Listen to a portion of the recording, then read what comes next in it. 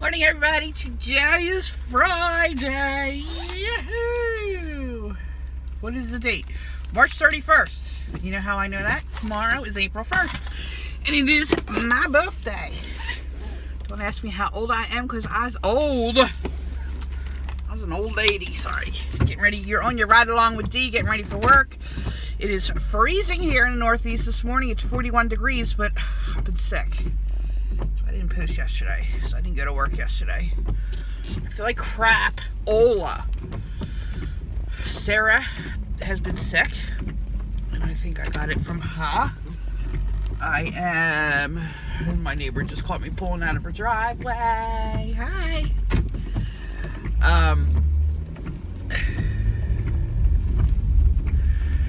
I'm on my way to work. This is your Ride Along with Dee, where I post my video diary. My thoughts, dreams, aspirations, sadness, whatever's going on in my life gets put on here for my daughter. So she has a record of the beautiful me when I'm gone. Anyway, I'm crazy. I'm on medication. Anyway, if you like this video, subscribe below. Right next to the subscription button, there's a little bell. We'll alert you every time we upload, I upload, or we upload a video. If you do not like it, I apologize. It's not for everybody. So just move on to the next video. Do not leave me a negative comment because it will be deleted. I do not like negativity. Honestly, my hair looks way better in person than it does on camera. So, what does that tell you? So anyway, let's move on. So, I was thinking this morning when I was getting ready for work, that back in the day, diaries used to be written, and they used to be like, I had a little blue one, and it had a little lock on it, like a little piece of whatever around it to lock it closed, and I had a little tiny key that anybody could have gotten into. Anyway, and you were just writing it. So every night you would write, like you would say, back in the day, this is how it was. It was like, Dear Diary, and you put the date up there. Today, Jimmy Smith looked at me. I was so excited. I didn't know what to do. My face turned 60 shades of red, and I looked down at my shoes. Like, that's the kind of shit we used to put in our diaries back in the day. But it always started out, Dear Diary. Dear Diary, I hate my mom.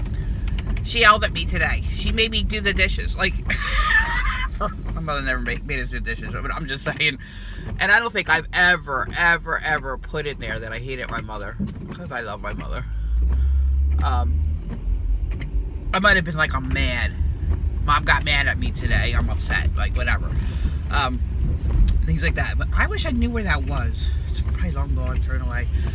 There was probably some stupid shit in there, like, oh, I got a 73 in my spelling test today. I gotta hide it from Mom. Whatever. That's what we used to put back in the day. So, this is not that. This is not, Dear Diary, I'm on my way to work today, and I don't feel too good. Well, yeah, this is that. Oh, friggin' no. But it's a grown-up version now. I guess it's kind of stupid, but it's for my daughter to have a diary, a video, a record, if you will, of me. So anyway, moving on. It is raining today. It's supposed to rain all day today. Like I said before, I do not feel well at all. Yesterday I had such a friggin' headache, and my glands are very swollen. They feel swollen. My nose is a little stuffed up. I had such a sinus headache last night. Yesterday I was miserable. Came home from work Wednesday, and my husband's like, you are so pale. I'm like, yeah, I don't feel right, man. I'm wiped out. I think I'm stressed out between him and his heart operation, and then trying to figure out what Sarah's going to do with the rest of her life. But good news on that one. And I don't want to jinx it, because every time I say something, it goes away. But I'm making this happen for her. I'm going to, whether it kills me or not. I don't care. She has been back and forth about what she wants to do with the rest of her life. Ooh, I pay attention, Dee. With the rest of her life. So she's 20 years old now. So she's a little behind as far as She's extremely mature. Let me back up a little bit. She had to grow up very fast. There was a lot of deaths in her life when she was growing up, between animals and people and whatnot. She grew up so fast. I was a working mother, basically a single parent. With her and I lived with my mother. My husband lived in his house. So we were still together, but we were just, it was a weird situation. But anyway, her daddy was still in her life, and he's still in her life. We're still together. We're married now, but we weren't married then. But anyway, long story short, or long story longer actually is what I'm doing. But she basically had to grow up quickly. She kind of, I don't want to say she raised herself, because my mother was always there. My mother was in a wheelchair. She was paralyzed from the waist down. She suffered from Guillain-Barré. She had it for many, many, many years. Sarah and her got along great. Sarah used to sit on her lap, and my mom would take her for rides, and Sarah would push her down the hallway, and my mother would be like, "Oh, you're going too fast." Like, they just had such a great relationship. There was a drawer my mother had where she used to sit in the counter in the kitchen, and Sarah would sit on my mother's lap, and they would open it up and take everything out of that drawer. Sarah would just take it all out and put it on the counter. Just like, it was like little, like a little junk drawer. Like, it had like little magnifying glass and just like pens and like one of them little lottery machines where you roll it around and it'll give you the lottery numbers that you can play. Like little gimmicky gadget stuff, like just junk. Batteries and whatever was in there, all kinds of fun stuff for a kid, I guess. And she would sit there for hours. My mother take it all out, take everything out, and then she'd put everything back in one by one. And my mother was so patient. She would sit there and she'd go, "Oh, we're taking it out again, okay." And they would take it out, and then she'd put it back in. "Okay, let's go." They would do it like for hours. Sarah loved it. My mother loved it. It was just a thing they did, and I remember that like it was yesterday. Like, and I'd come home from work and I'd be like, "Oh, what'd you do?" "Oh, we took everything out of the drawer 100 times and put everything back." Like, my mother was awesome. She was the best, absolute best. But anyway, so Sarah was home with my mother. So like Sarah went to work. Yeah, she went to school. I got her on the bus, and then I went to work. And then when I came home from work, my mother would wait by the door, and Sarah would take the bus home, and she'd run down. The bus used to pick her up and drop her off right at our driveway.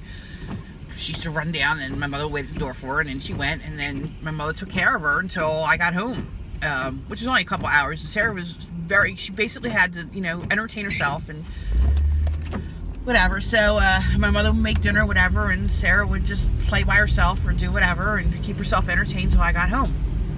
And then we would do homework and dinner and bath and whatever. So she was a good kid. But anyway, she basically had to raise herself. I just went back to some major memories. So much fun. Oh my gosh.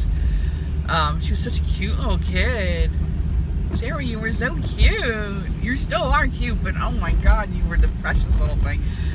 And her little voice was just like an angel's voice. Her one teacher, her second grade teacher, Mr. Callback, was the first male teacher she's ever had, and she really struggled in his class. He was the reason why she kind of became into panic mode, because she was born a selective mute, wouldn't talk to any men except for my father-in-law and my husband, and once in a while my husband's grandfather. But other than that, she didn't like men. She didn't talk to them, nothing.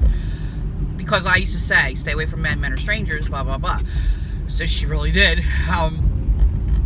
So anyway, when she was in second grade, they're like, "We're going to put her in with a man teacher." I'm like, "No, she's not." And she's super, super smart. She's super smart.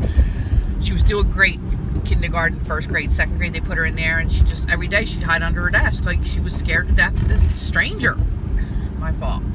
But I kind of broke her. I feel horrible about it. But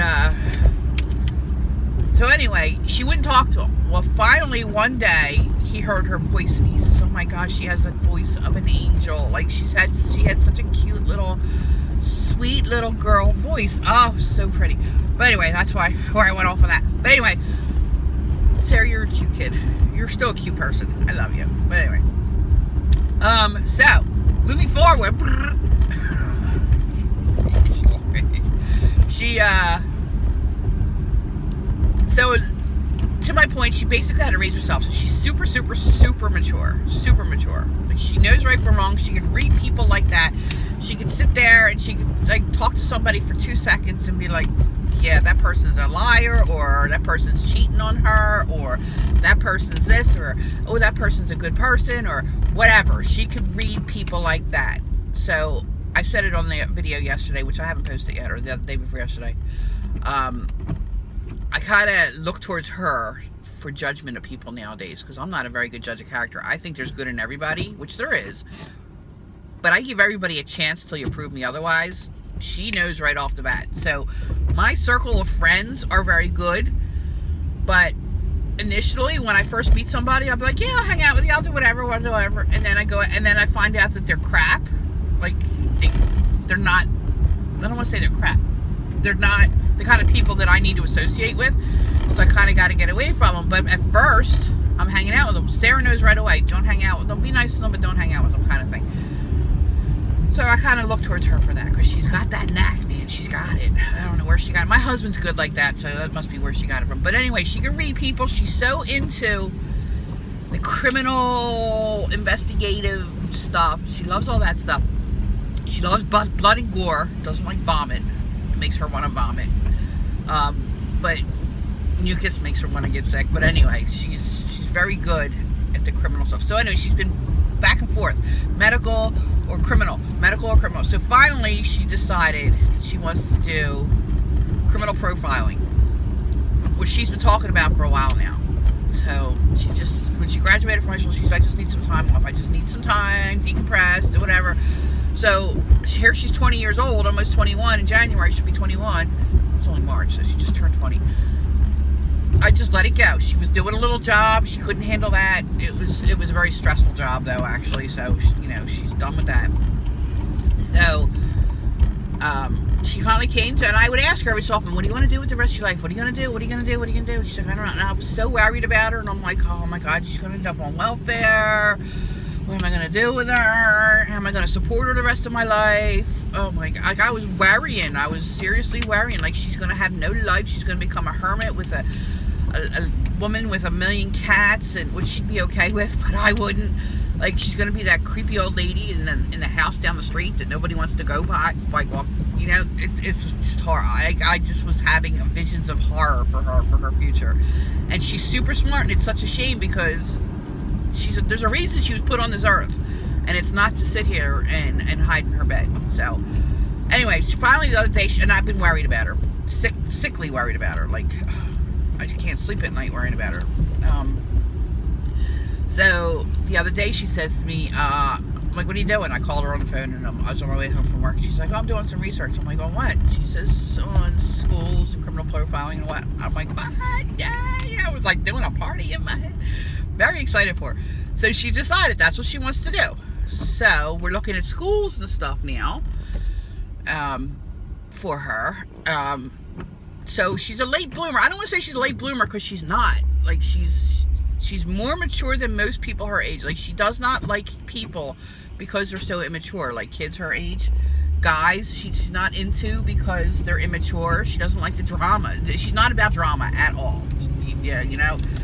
So she needs mature people, but she doesn't want to hang out with a 30-year-old either. You know what I mean? So she's okay for now. My dad keeps still saying to me, you know, just let her go. She'll be all right. Let her on her own. She'll find her way. Well, she's starting to find her way. So thank the Lord above. Thank you, God. You know, my dad was right. And that reminds me of something else I'll tell you in a second. So anyway, I'm very, very, very excited for her. So I got to make it happen. So I have a call into her old school where she graduated from, because they had told us when she graduated, she has any issues, problems, you know, want to get into college, whatever, give us a call back. We'll guide you. Great. Okay, cool. Well, I have yet to hear from them, but they did say they had parent-teacher conferences all this week, so probably won't be till Monday when I hear from them. But I want to make an appointment for this one particular school that we were checking into that she feels comfortable with and thinks it might be a good match for her. So I want to make an appointment for us to go visit it and see what we got to do. Possibly, you know, if they have the training and the courses that she needs to get her into this criminal profiling. And then she's going to end up probably down at the FBI at the Quantico in Virginia, working there. So we'll see. I don't know.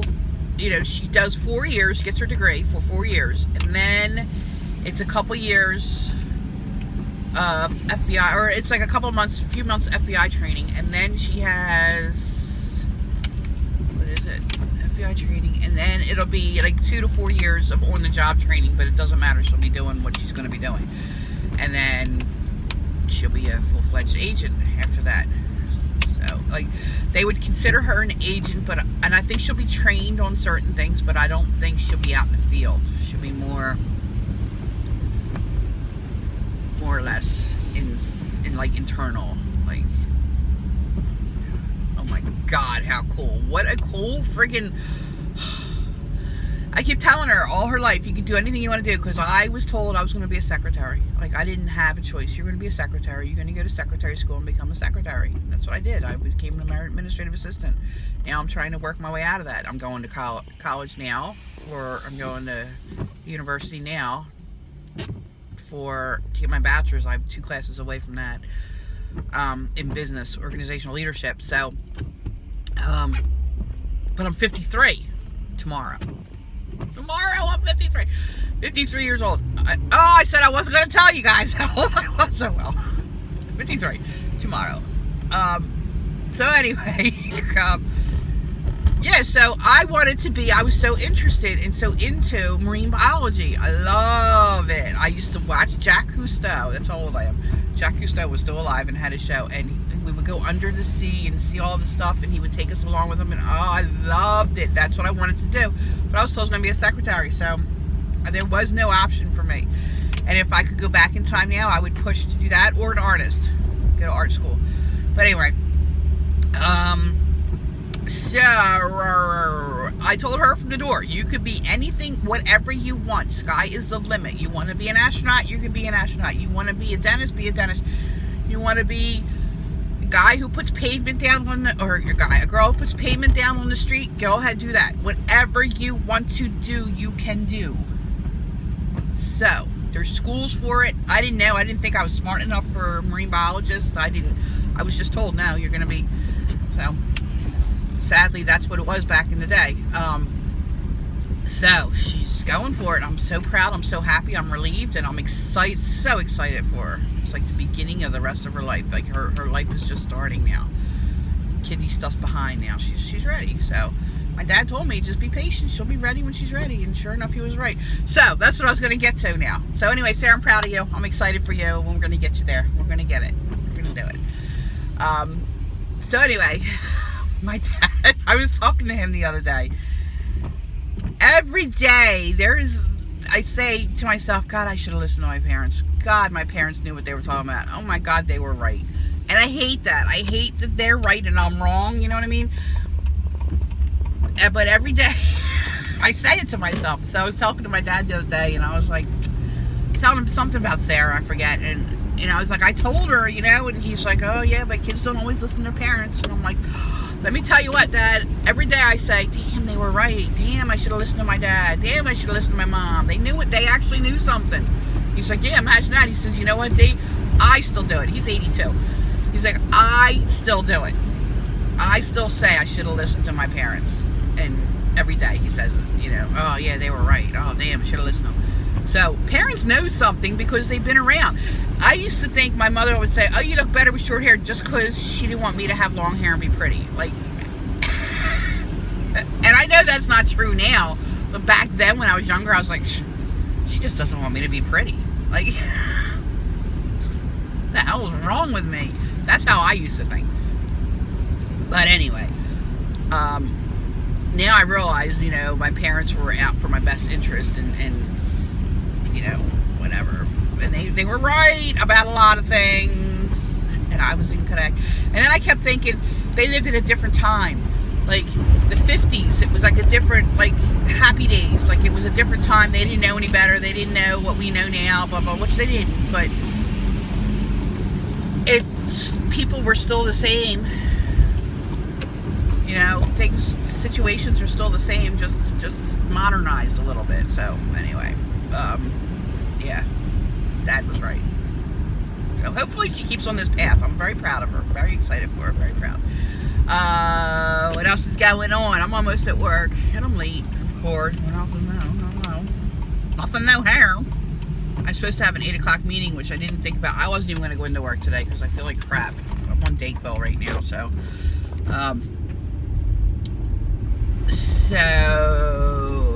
was I going to say? Oh, I had an 8 o'clock meeting, so I didn't realize it. And my boss sends me a thing. She's like, I'm not going to make the 8 o'clock meeting. And I'm like, oh shit, neither am I. Because it was like 7:45 when I just gotten up. I was like, oh, yeah, no, I'm not going to make it either. She's like, you better email the girl. I'm like, yeah, I will. I just did. It's all good. So anyway, that's that. I am not feeling well. I am muy stressed out. My husband's getting into this operation. He's taking these pain pills like the doctor gave him. They're only 5 milligrams of whatever the pain pills are. But he's addicted, as I told you guys before. He's addicted to pain meds, but he's in a lot of pain. He's having heart issues. So I'm letting him get away with it. But usually when he gets his pills, I hold on to them. And then I'll put like one here, one there. And then he'll call me every 2 to 4 hours and say, where's the next one? Where's the next one? And I'll be like, oh, under the candle or here or there or whatever. So today he went and picked them up this morning. And